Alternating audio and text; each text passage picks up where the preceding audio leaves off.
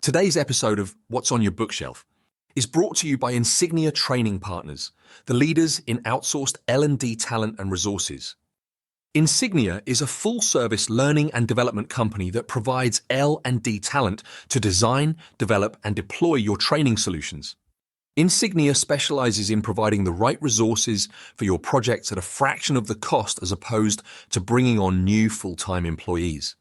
This includes fractional Chief Learning Officer services for enterprise training strategy, instructional designers to develop your training content and materials, facilitators to deliver in-person or virtual training to your staff, LMS administrators to manage the process, virtual training producers to make sure your virtual training is engaging and effective, and coaches to support the learning after training is completed. If you don't have a training department, that's okay. Insignia can be your bolt-on training department. With Insignia, you get dedicated resources providing fractional services by specialists in their field. Whether it's onboarding new hires, upskilling your team, or ensuring compliance, Insignia designs impactful programs that stick. Visit insigniatraining.com to discover their full range of services and to schedule a free consultation. Insignia is your partner for training success.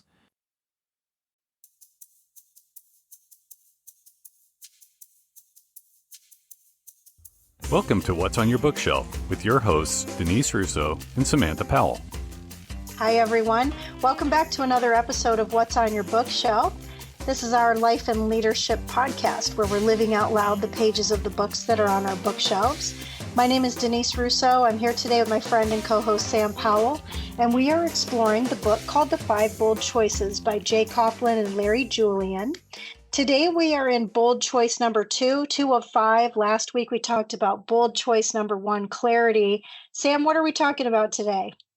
Today is accountability, which makes me a little squeamish because I'm not always accountable as I want to be in my life. So it's but this is a good one. So they call this taking responsibility for your life journey. And this chapter, like when they phrase it that way of taking responsibility, it reminded me of John Maxwell's book, Sometimes You Win, Sometimes You Learn, where he talks about responsibility really being the first step of learning. So like when you lose, when things happen that kind of knock you down or whatever, taking responsibility, which I think is, a lot of times a synonym for accountability, right? Taking accountability for what has happened is really, your first step when it comes to learning. Because if you can't be accountable, if you can't hang on to that, right? And I think we've all dealt with those people in our lives, right? Bosses, coworkers, friends, family who take no accountability. And it's so frustrating, right? To be in that space. And one can't learn from a space of having no accountability. And so I just love the, on just the thing where it's like bold choice number 2 is accountability and this taking responsibility for your journey. I think it's just so important. And I think that it's also really difficult a lot of times because things get in our way, right? Like we all have a bit of ego. We all, want to feel safe. We all want to feel like we're doing the right thing. And sometimes taking accountability works against those feelings. I love that you just broke apart 2 words that I wonder if we pause on, is that you talked about accountability and responsibility. Both words end with ability, which means that there is a presumption that we're all able to move through the beginning of those 2 words. And so when you think about responsibility, it's a response to something. It's something we have to actively do about something. It's something that we own. And accountability, if you break apart just the account, you could think about a bank account, or you could think about a count being like a number of things. And so when I started thinking about this part of the chapter, I started thinking about, well, what things are within my control that I am able to do something about that matter the most. So that's the ability to do something about the things that I have an account for, the things that I want in my account to grow. And so I was stuck a little bit in the first part of the chapter where he talked about embracing failure and fearing failure, because I really struggle with the word failure. And I don't know if it's a subconscious thing. You just mentioned John. My very first John Maxwell book is the book called Failing Forward. And I loved the book. In fact, that was 23-ish years ago that I received that book as a gift from someone. I think he changed it up to create Sometimes You Win, Sometimes You Learn, because people fear the word failure, maybe, and that nobody wants to think they're a failure or that they failed at something. Failing almost presumes that there's an end and you can't recover from that. But it's more so around, what are you going to do with what happened? Can you move forward from it? And so one of the things I highlighted in this chapter was a quote that they share, which says, accountability is motivational. It's an essential component of our personal growth as leaders. So I'm curious about thinking through accountability, especially if you are the person that was responsible for the thing that maybe went a little bit sideways as you're building out your choices. Yeah. And I think that failure sometimes feels so final, right? It like there's something different like between saying loss, like, oh, we lost this one, right? Because that kind of insinuates, oh, there will be another time, right? Oh, we lost this game, but there'll be another game.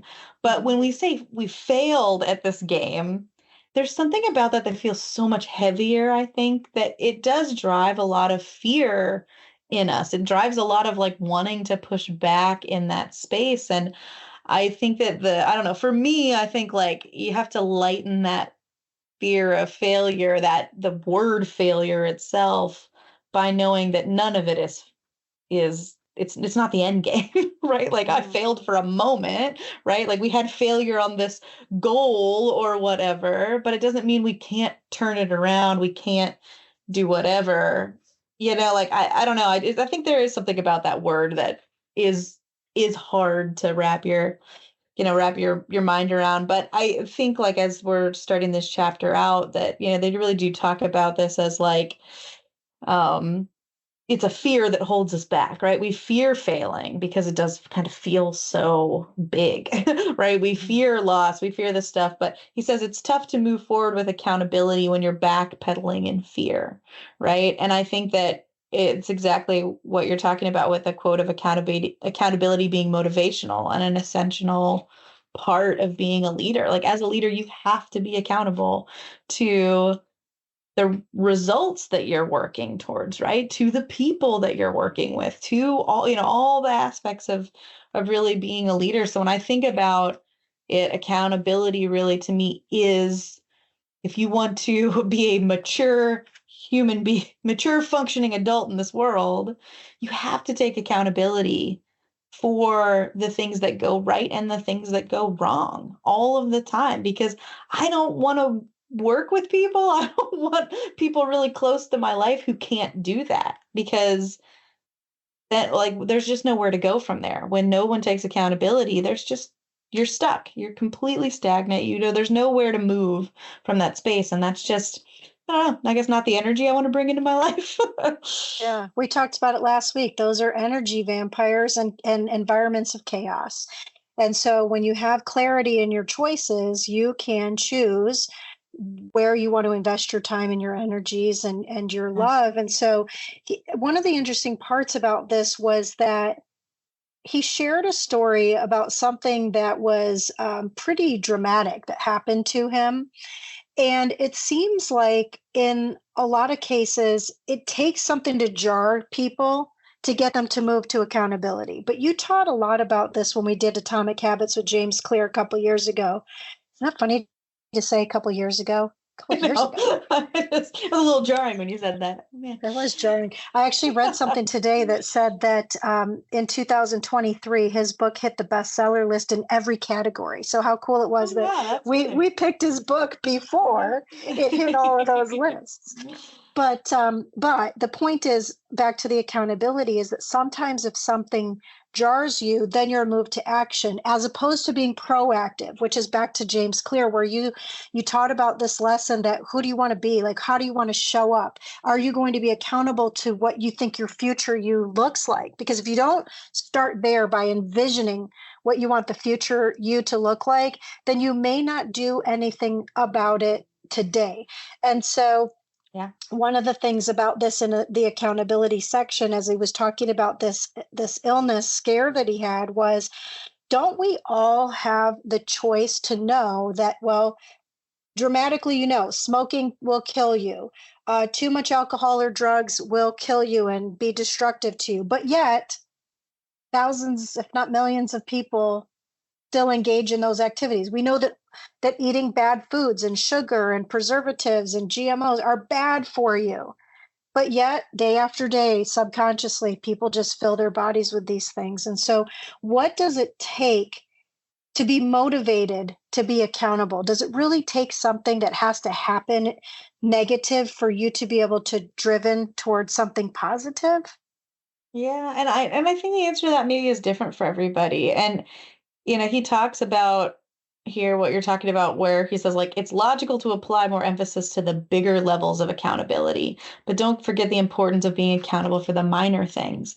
And I think, like, that's right. It's, do I eat this or that? Do I get up and take a walk or do I not? Right? Do I tell someone I love them or I don't? Right? Like, it's all those little tiny things of accountability that really stack up. And, like, that's the whole point of Atomic Habits. It's little changes that make a big difference. And so it's not even accountability on like a grand scale all the time. Those things happen and we do need to be accountable in those big spaces, but it's also the little things that are so important. And again, this is about choices. This is about making those choices that get there. And I think what you're like really talking about here is what's motivating you to make the right choice at the end of the day. And as we were reading this chapter, I was thinking about this a lot, because for me, like, extrinsic motivation, right? Like someone else, the fact that you and I have scheduled meetings to record podcasts and, and chat and do all of this stuff, is accountability that keeps me moving all of the time, right? That's why I'm a big fan of accountability buddies, right? We have a meeting and we talk about the things we're supposed to talk about to get us, moving forward in that space. Like that always seems so much easier for me. And I think when I talk to other people, that also works for them too a lot, is someone else sitting there and you feeling like you're going to disappoint someone if you don't do it, right? But when it's the intrinsic motivators, right? It's just me holding myself accountable to this thing.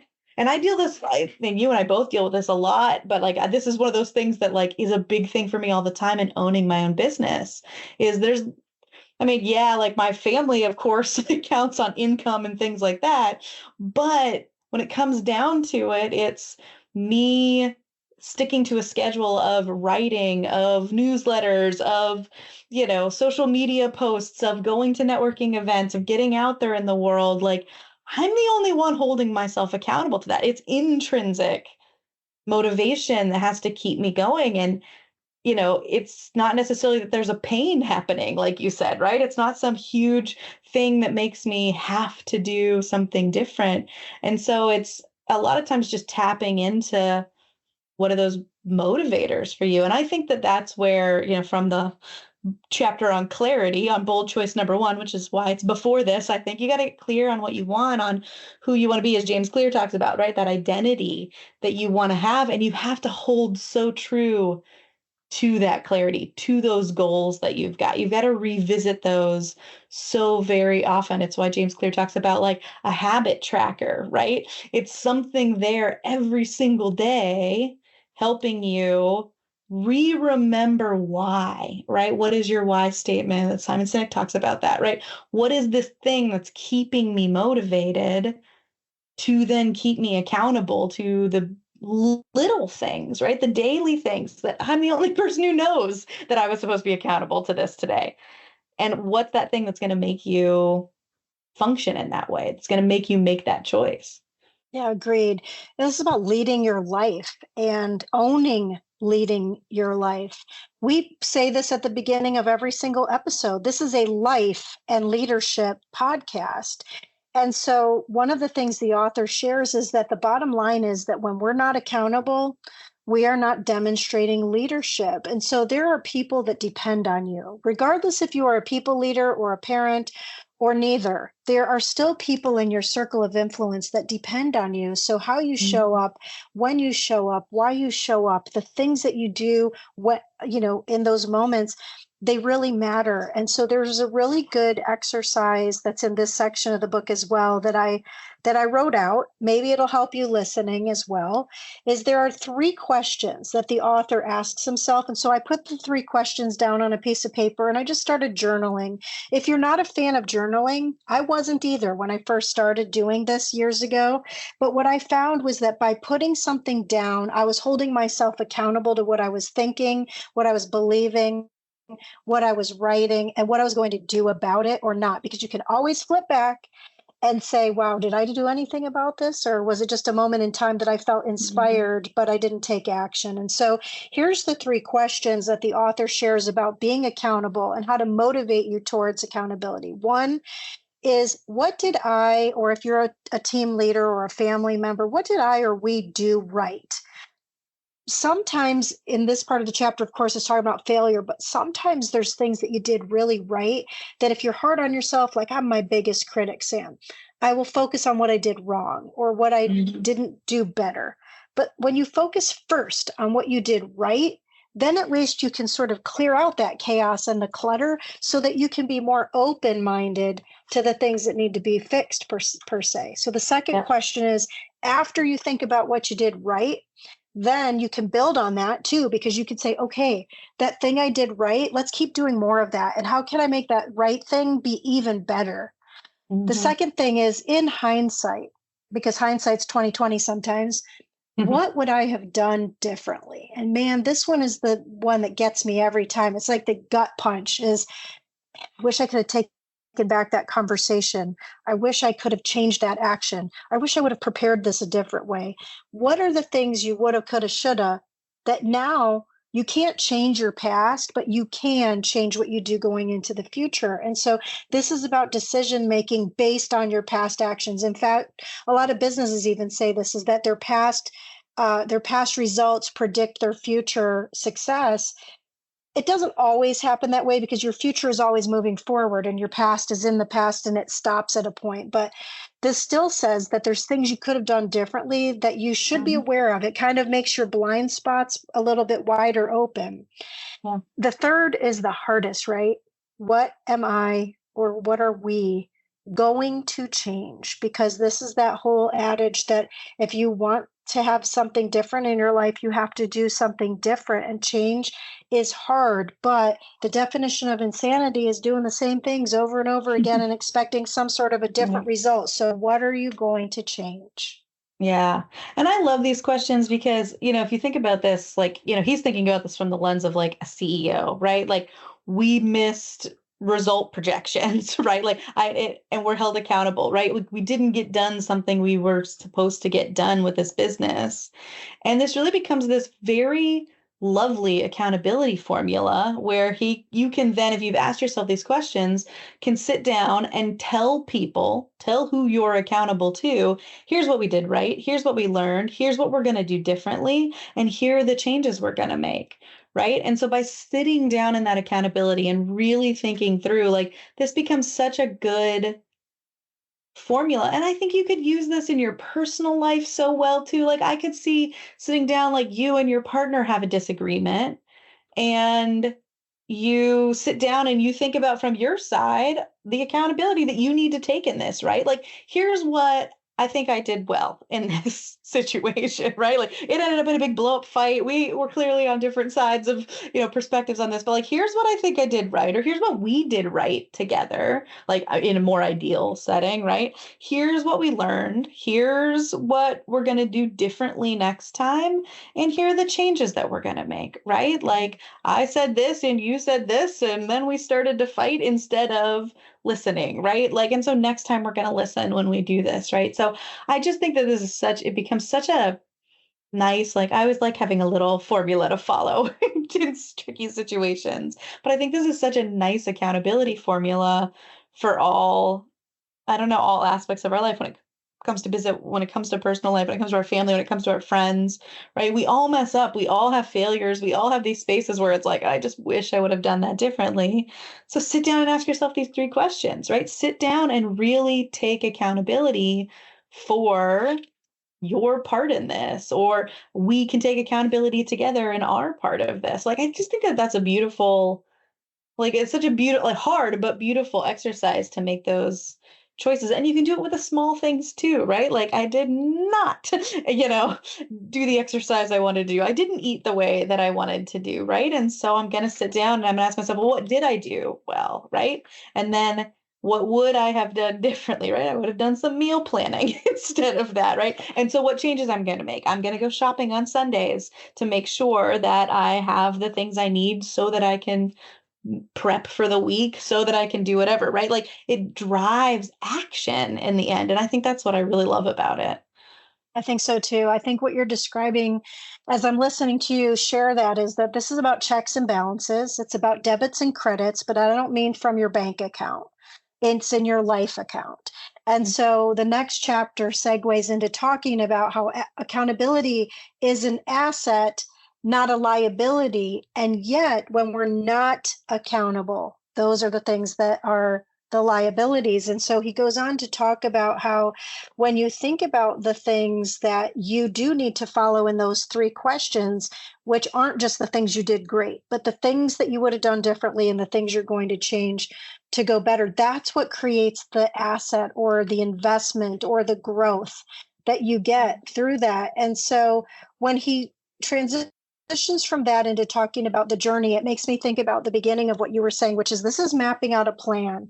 It's mapping out the plan for your life. You know where you are right now. And honestly, if you aren't really sure where you are right now, this is so much easier to do when you engage with a coach, because that's where you get the clarity. Because sometimes you just need the space where there are no distractions, where you can say out loud to somebody else where you think you are and where you think you want to be. And it's funny because I have a couple of clients that shared with me recently that I get so much more done when I'm accountable to you. And I said to both of them, you're not accountable to me. You're accountable to yourself. It's just that I've opened up that space for you to verbalize maybe, or to hold your own self accountable simply by pointing out for you the things that you want to change or do differently. Yeah. Yeah. I think that that's so true. I think, again, like, that's where that extrinsic accountability is sometimes so much easier than, right? It's like, and so if you're having a hard time with the intrinsic accountability, right? Just doing this yourself, staying motivated yourself, that's where we lean on other people. That's where you go get the accountabilities, as I like to call them, or a coach or a mentor or, you know, a therapist or whatever you need, right? In whatever category that you're working on, you get those things from somebody else to help you to the point where then you can do it yourself, right? Like, that's the goal, is that, okay, I can now that I've built up enough skills, I can hold myself accountable. Because you're right, like, he talks about this as being an asset. He says being personally accountable moves us and others forward in a positive and powerful way. And I love that thought process on accountability, right? Like, if I take personal accountability for the things in my life, the things that go well, the things that go wrong,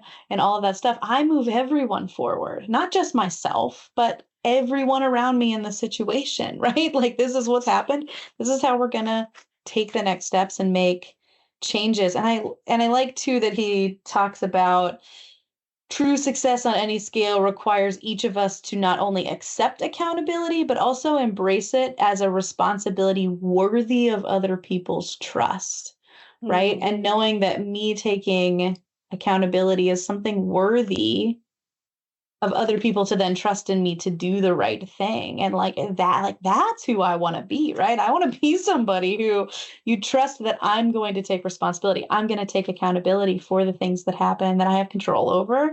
And, you know, I can help move us forward, right? Whatever that means and whatever the context is. Like, that's, to me, a beautiful space. And like, think about if you had a group of people doing that together, like, you'd be unstoppable. Unstoppable and bold, because remember, this book, friends, is about bold choices, not easy choices, not just living your life on autopilot. This is about making bold choices. And so, one of the stories that they share before we get to the end of this chapter is the story about these three guys. This is a story that is thousands of years old, but here's the premise of the stories. There's these three guys, and their boss gave these three guys some amount of money, but in this story, we're going to call it some amount of talent. The coins were called talents back then, but in terms of talent in your life. So let's talk about, the things that you're good at. So he gave these guys these different distributed amounts of talents.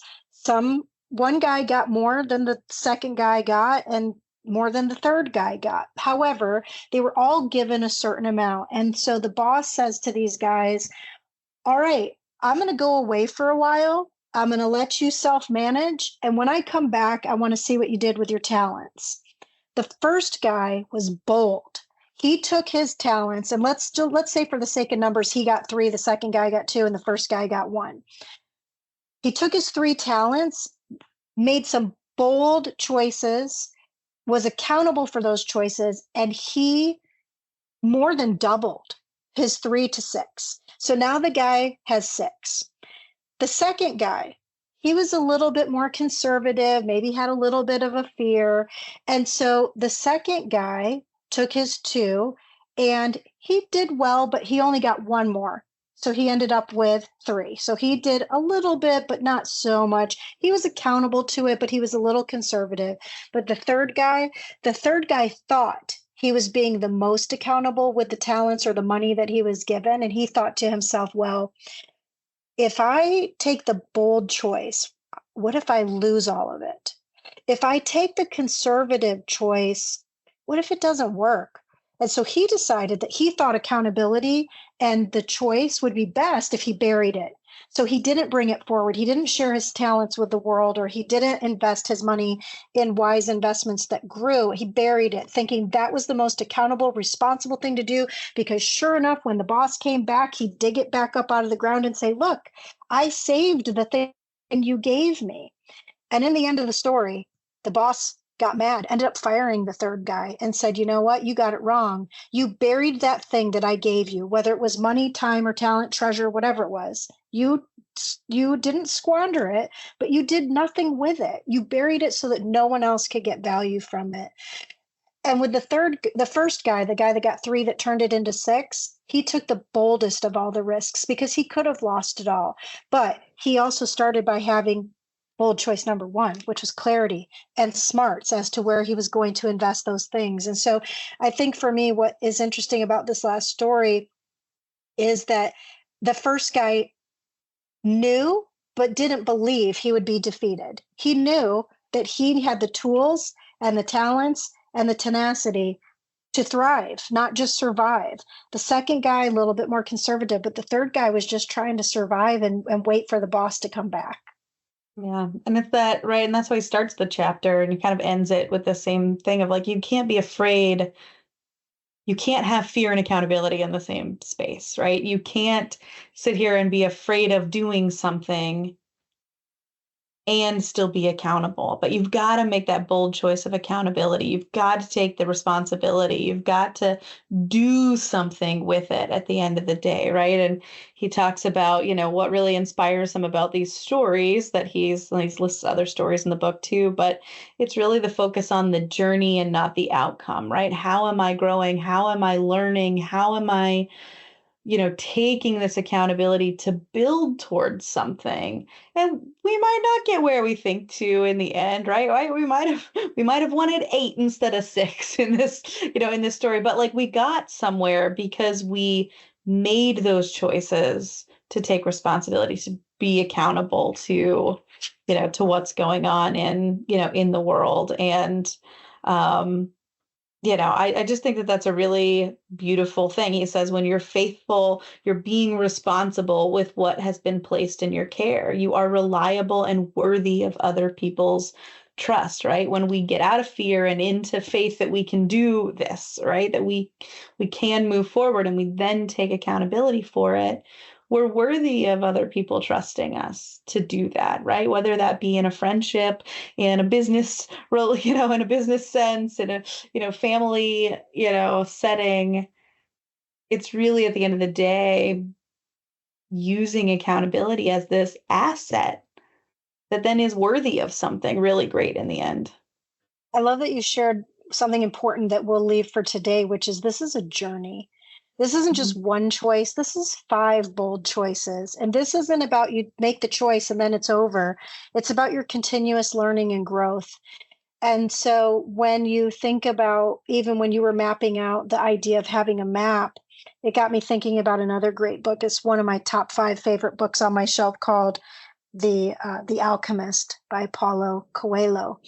And that book is all about the journey. So if you haven't read that book, friends, it's definitely one for your shelf as well, because in that story, it's a fiction book, but I use it for life and leadership in my own life.